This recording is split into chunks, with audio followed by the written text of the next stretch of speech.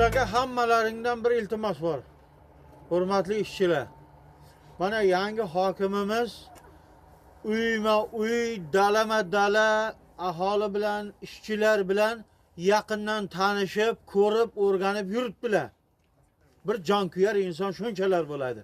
Lekin sizlardan iltimos, mabodo hokim buva kelib dalada ishlab turgan paytlaring, yashash sharoit qanday, kamchiliklar bormi desa, yana ayyorlik qilib 3-4 so'm puldan qarashing, qiynalib qoldik deb meni sharmanda qilmaylar. Yaxshi yashayapmiz hammamiz ham, Xudoga shukr. Mana masalan men fermer bo'lishimdan avval bitta tirraqi buzovim ham yo'q edi. Hozir Xudoga shukr mana texnikadan texnika, uy, joy, mashina, sharoit, qo'shsha traktorlar, kombaynlargacha o'zimniki masalan. To'g'rimi? Bundan avval ham yaxshi yashaganmiz, hozir ham yaxshi yashayapmiz, bundan keyin ham yaxshi yashaymiz. Bitta savol bor rais bu. Xo'p, Biz qachon yaxshi yashaymiz? kunlik daromadingiz qancha? 5600 so'm. 5600 so'm pul topgan odam bu kambag'al emas.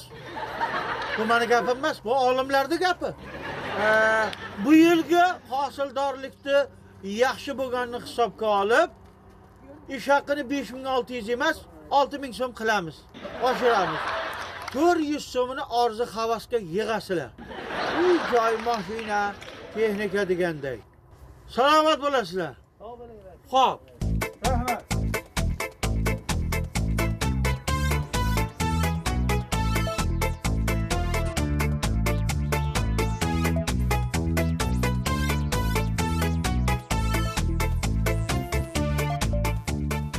Kelin yaxshi o'tiribsizlarmi? Rahmat, rahmat. Fatillaboy uydamilar. Voy, hozir chiqib ketuvdilar-a. Kech qolib bizda. Ha, mayli. Kelin, meni kelishimning sababi bor.